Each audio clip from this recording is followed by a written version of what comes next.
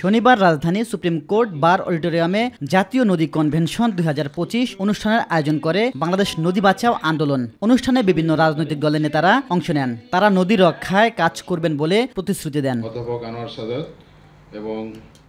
এ সময় বিএনপির স্থায়ী কমিটির সদস্য নজরুল ইসলাম খান বলেন, নদীর সংখ্যা কমিয়ে দখলের সংস্কৃতি চালু করছে একটি মহল। তাদের খুঁজে বের করে আইনের আওতায় আনার দাবি জানান তিনি। কোনো ভরাটের মাধ্যমে কিংবা কোনো দখলের মাধ্যমে যেন আমাদের জলাধারগুলি, সেটা খাল হোক, সেটা লেক হোক, সেটা নদী হোক, সেগুলো যেন ক্ষতিগ্রস্ত না হয়, এটা আমাদের মাথায় রাখতে হবে।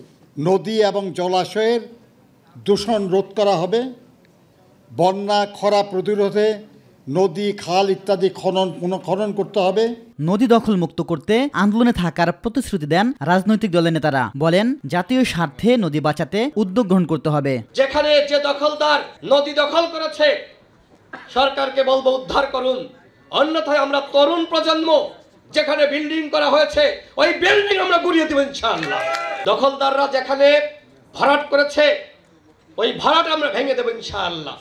যেখানে নদীর মাঝখান দিয়ে দুই পাশ দিয়ে বেড়া দিয়ে মাছ চাষ করছে, এই বেড়া আমরা ভেঙে দিব ইনশাআল্লাহ।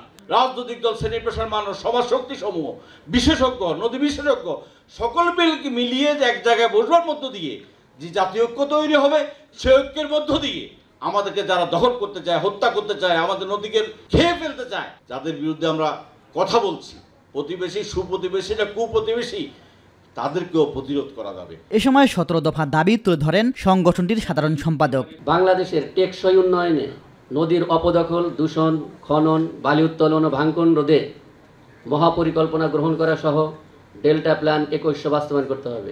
ইলিয়াস মাতবর, মাই টিভি, ঢাকা।